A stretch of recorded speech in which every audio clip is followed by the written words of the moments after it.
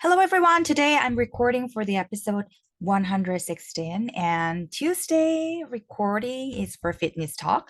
So I would love to talk about my fitness journey. And as mentioned earlier, I really was off season last year, probably about 4 months.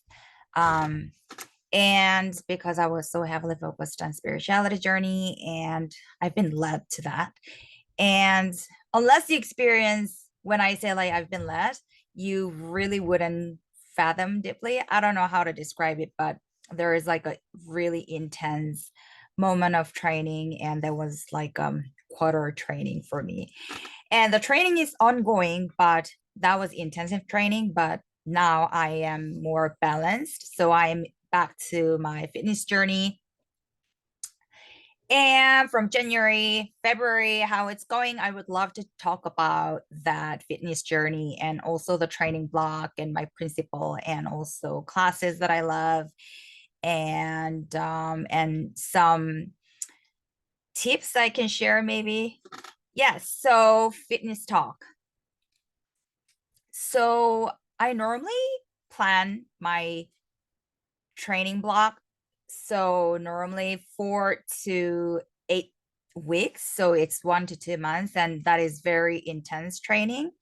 And whether I would go for only 2 4 weeks or up to 8 weeks, it's up to my body adaptation process. So I found myself and I found my body was slowly adapting to the training plan compared to 2022 and 2023.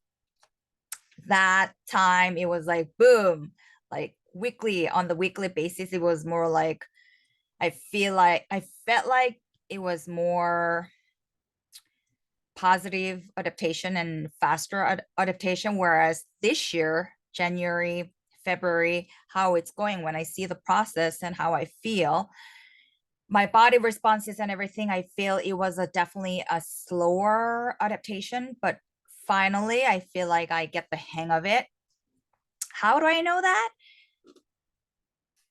Probably week 3 4 to 5, so 3 to 5 weeks. That was like I felt like I was hit by the truck, and my legs were so sore, quads and hamstrings and glutes, and also I couldn't really listen to instructors while I was following up with the movements and sequences and the flow. I needed to see and the visual of the demo, because my body was just do it instead of listening. And now I kind of get the hang of the training block and the training load. I feel that I can also feel the muscle. So, muscle, body, mind connection is there, first of all. And second of all, I can actually listen to instructors while I feel the muscle and the movement. So, less rely on the visual demo.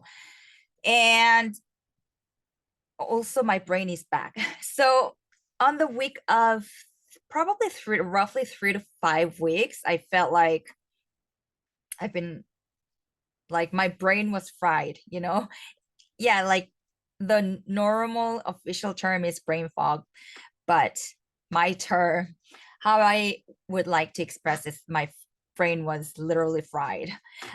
So yeah, but after that process, you get the hang of it and your body adapts to the training load and training block. And during this process, my principle of the workout is, first of all, I incorporate strength training. I incorporate Pilates and yoga for stretching and really opening up my body, and also meditation and breath work as well.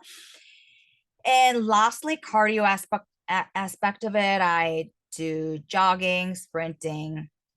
I'm not really officially back to running training block yet, but very soon.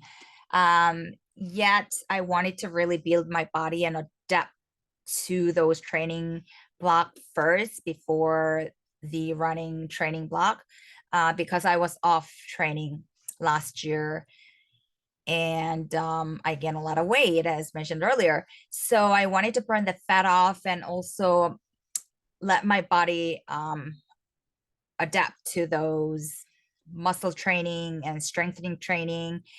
And at the end of the day, you got to be strong enough to do it, to really digest any training box and any training load.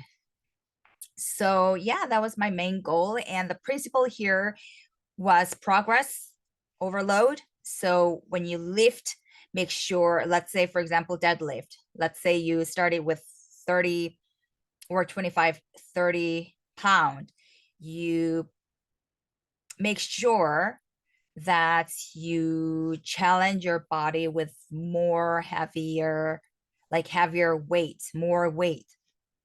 So for example, 30 pound next week or the following week, or in 2 weeks, depending on your body adaptation. And the following week, you challenge your body and muscle to let your body lift, do the deadlift, for example, 45 pound. So depending on the progress of it, yeah, you listen to your body, tune into your body, and make sure that you really challenge your muscle and tissue to lift that heavier weight. So that's how you really grow your muscle, right? So that was number one, and that is number one. And number two is yin and yang movement. So I make sure I incorporate in classes. I normally take at least one or two in stretching restore yoga class, at least one. So a couple is better. So for example, when I took restore yoga class, after my strength training, so my quads and hamstring was super tight and I couldn't really keep up with the cycling class because my body, my muscles were so tight, and I found myself, my form was kind of off, like compromised, and it was overcompensating that because on that day my quads were really tight. My tailbone was tilted, like an anterior tilt. So I couldn't really maintain the one line back line, and because I overcompensated that because my quads were so tight. Instead, I need to really use hamstring and glute with the right form, one line backbone. So on that day, I kind of really took it very easy. I just couldn't follow up with the speed of it or the intensity of the resistance of the bike. But it's smarter that way because my legs were saying hard no because my quads were so tight, my form was off. So I just flush it out and took it very easy. So this is number three. So when you push yourself with progressive overload and your intensity of the workout and adjust it, make sure you adjust the intensity of the workout and also the speed of the workout accordingly. So give your body 24 to 48 hours for your full body muscle tissues recovery. However, if if you feel that you need more time to reduce that intensity of the workout, please do so. Because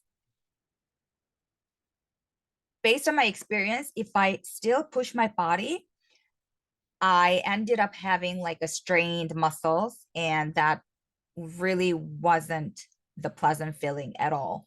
And it really delay your training block. So instead of you reach to that overtraining, reducing the performance of your workout and your your body and everything, yeah, I would suggest to go for the reduced intensity, but still flushing out and still choose to do that active recovery workout, whether it's cardio, whether it's strength training. So those are three things that I wanted to point out, and also the principles behind it, and always make sure to do strength training, cardio, and also speed, agility through sprinting, VO2 max, and also incorporate that in classes for stretching your body. And it was really amazed. It was really amazing. I was really amazed that my quads and my hamstrings were so tight. And after I took that class, like one of my legs uh, were eased. So I didn't really have any tightened hamstring or calf muscle anymore. And the following day, I felt much better. And I took another in an Pilates blend class, and that really helped my other leg, right leg, to recover from the tightness. So that's why yin and yang classes both push, push, push, and squeeze everything, and really a lot of tension and a lot of weights. And at the same time, make sure you really stretch your body, do the mobility and yoga classes so that you open up all of your tissues and body and joints and everything. And that really helps you to recover faster and more effective for your another training block. So yeah, that's the topic that I wanted to share with you all. I hope it was helpful. And if you like this episode, please make sure to like this video channel, and also follow me on Instagram at fitwell.to, and we'll connect Thursday. I'm gonna record it again. See ya. And thank you. And we love you.